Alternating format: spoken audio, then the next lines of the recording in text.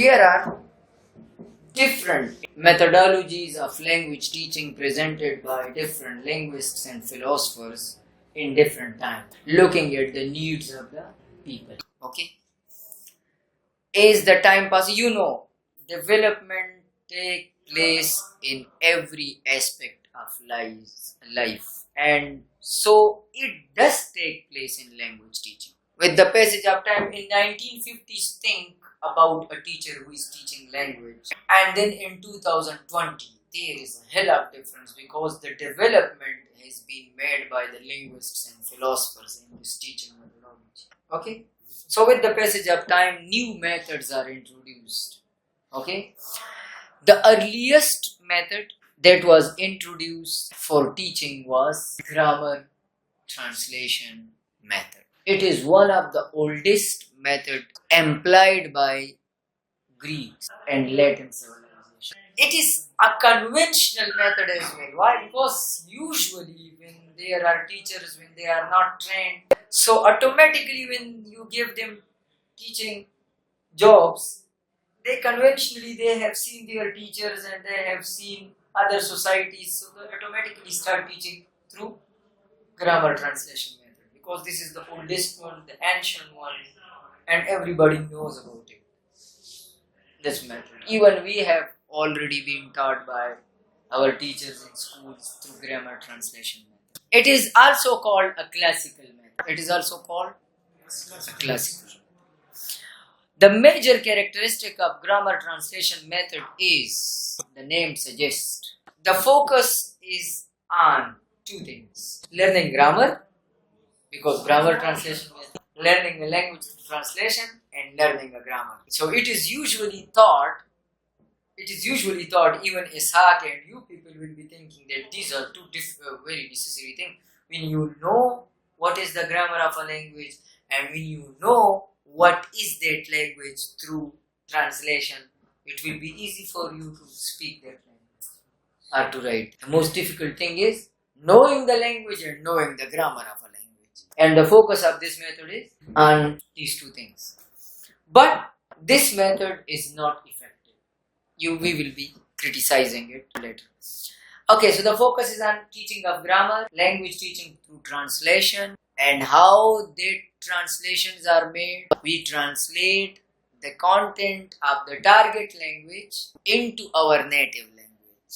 You remember in your primary schools and your government schools, when they teach you English language, what do? They teach you Rustam and Sehrab, listen, and they translate that English into native Urdu.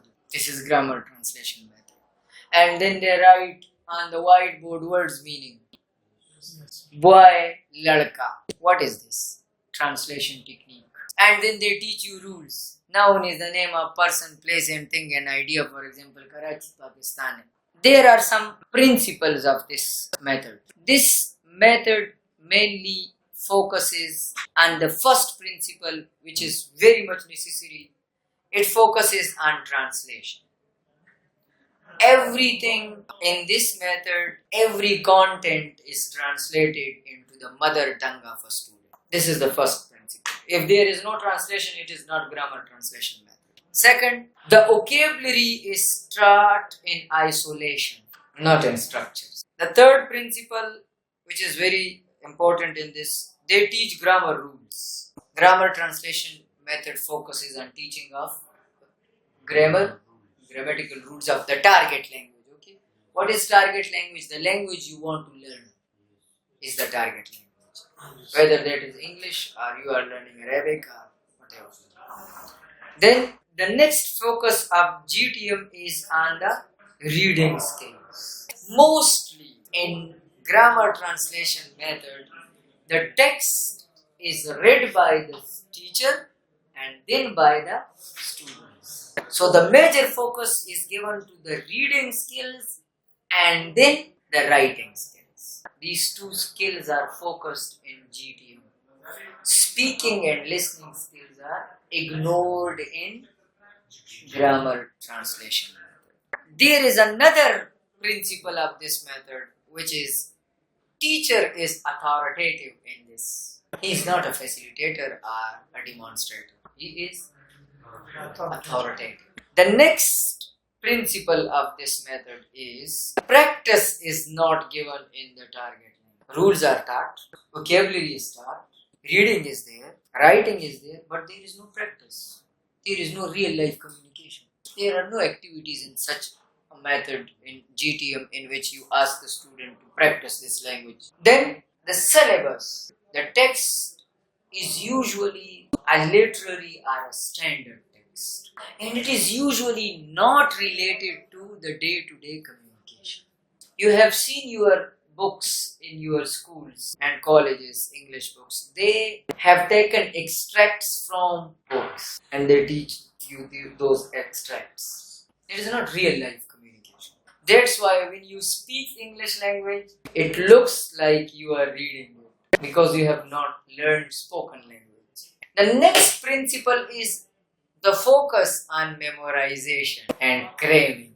The student, they memorize the rules, the translations, the vocabulary items. The next principle is that grammar is taught deductively in GTM. First, the definitions are taught and then examples are given. The next principle of GTM is mistakes of the students are not tolerated.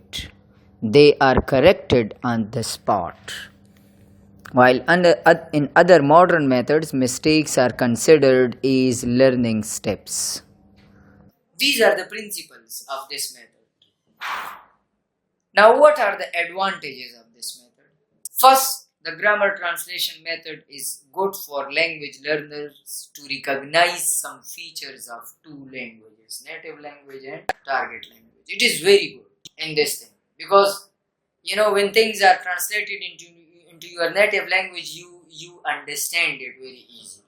If everything is in English and there is no use of your mother tongue, things might be difficult for you to understand. This is the first advantage, that it provides a kind of help to the learner to understand the target language and sometimes his own language.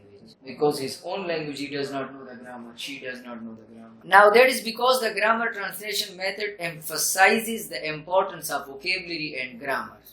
For example, Chinese students generally show great interest in language structures and linguistic details when they are learning a language.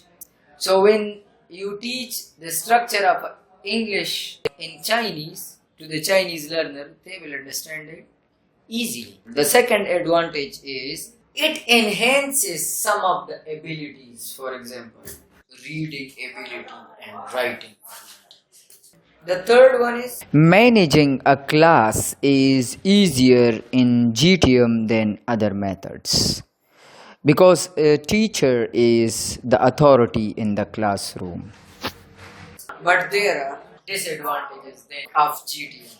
What could be the first disadvantage of GTM? What do you think? Very good. The first disadvantage of this method, language is not learned as a whole. Because GTM only focuses reading and writing, that's why the students, they are unable to learn how to refine their speaking skills and how to refine their listening skills, and then they are not good producers of their target language. Okay, what is the second? Language is taught through translation, and we know that there is no equivalent translation of one language into other language. So it is very much unreal.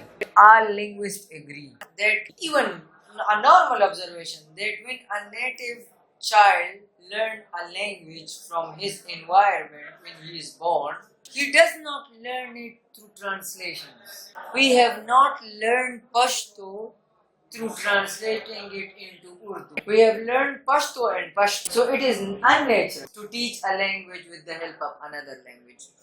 For a need, you can translate a sentence or something which is very much difficult, but not translating all the things into the native language. Okay? The third thing, the focus is on grammatical rules, but there is no practice. So the students, they only know the rules, they cannot identify and practice these rules use when they speak that language. They know the root what is past tense, but they cannot produce past tense in English language. The next disadvantage is there is no real life communication practices. That's why the students, they do not develop their linguistic skills. The next one is the teacher is authoritative. Learner is passive. He is not participating or she is not participating in the classroom procedures actively. That's why if there is a mistake in the teacher's teaching, it is automatically transferred to the student. These are the disadvantages. We have covered